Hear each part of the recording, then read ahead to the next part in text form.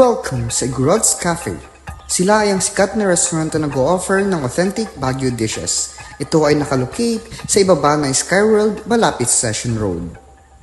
Okay, so ang first na titikman namin ngayon is yung Pinuneg o blood sausage. Ito ay gawa sa dugo ng baboy, intestine at pampalasa. Ito ay hugis longganisa na lasang dinuguan. Yum, yum, yum! 3, 2, 1. So, next naman natin itatry ang Silet Sumo. Silit sumo. Ito ay isang authentic Baguio dish na ino-offer sa Igorots Cafe. Ang ibig sabihin ng silet ay small intestine at sumo naman ay ang muso o maskara ng baboy.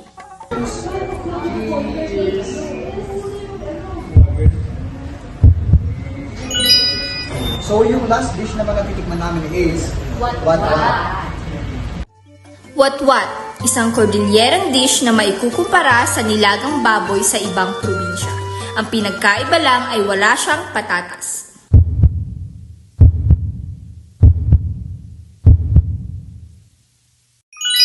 Okay, so ano ang final thoughts natin sa mga dishes na to?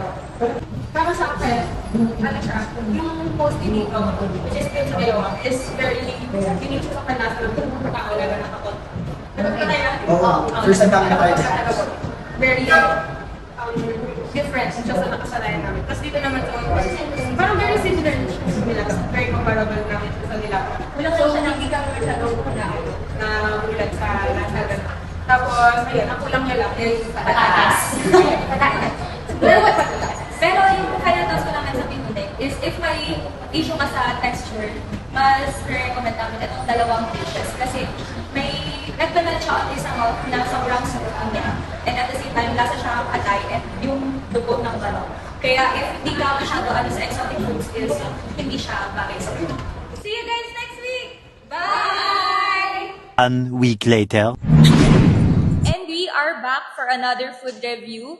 Andito nga pala kami sa Farmer's Daughter. Farmer's Daughter. Ito ay located sa Tangawang Village. Tatanungin natin si Kuya kung ano ba yung marirecommend nilang authentic Baguio dish. Bale, marirecommend kong authentic dish namin dito is yung pinikpikan, which is parang siyang tinola na may itag, and then yung kinuday, and then yung blood sausage.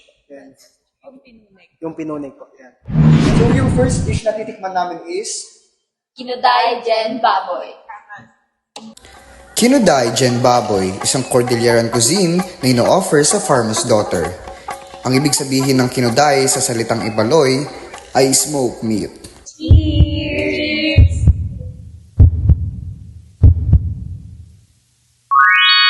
Try naman na natin ngayon ang pakpaku salad. Pakpaku salad. Ito ay gawa sa edible fern, cucumber, kamatis at itlog na maalat. Nilagyan din ito ng kanilang special sauce para pasarapin pa ang dish na ito.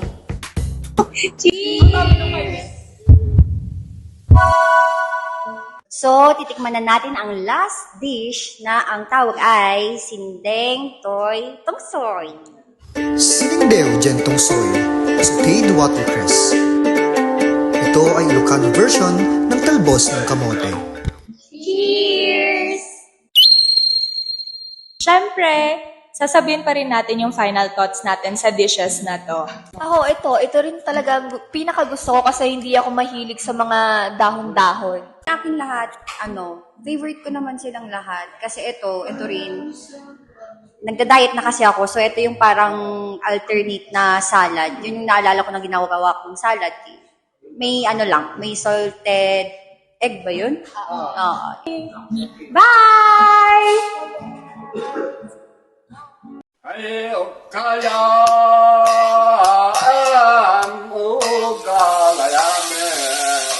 Alam nating lahat, mapabata man o matanda, mapapilipino man o hindi, minamahal ng lubos ang syudad ng Baguio.